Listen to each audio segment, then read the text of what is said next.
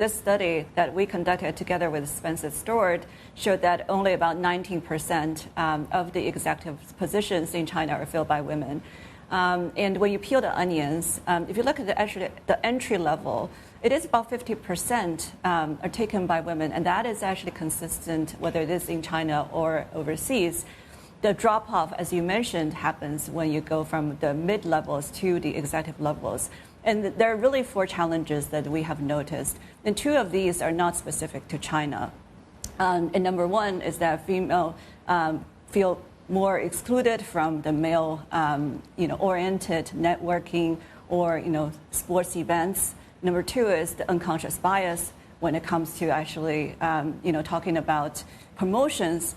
Females can come across as a perception of they're less committed or less rational or less ambitious. But those are not specific to China. What we have noticed that are bigger challenges for Chinese women are, number 1, the family responsibilities actually lie more with the women in China. And that could be, cultural, and could get philosophical about is it, the Confucius, philosophy. But in reality, even if the male counterparts wanted to contribute, they may actually get laughed at by their friends. Number 2 is women just speak less, openly, and also they actually are less willing to actually step up and take opportunities. And some of this is cultural to China. And Kiki, it looks like China is trying to address some of that, what you were talking about, with one, trying to actually update these decades-old laws around making it safer for women and protect them in the workplace when it comes to discrimination and sexual harassment. But the other thing they're trying to do is boost the birth rate by, of course, not just allowing women to have more babies, because that's not the point, as Marty pointed out there, but doing things like proposals suggesting allowing unmarried women to have children, to freeze their eggs, perhaps raising the paternity leave and maybe giving money to families that have more kids.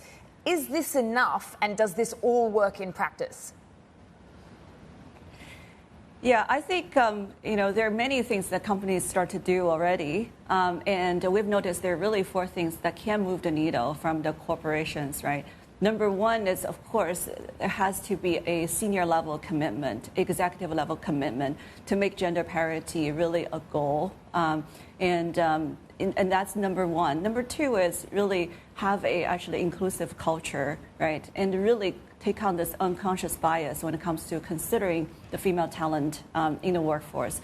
And number 3 is really the equitable kind of environment, whether it is actually providing the sort of, part-time opportunities or other kind of support.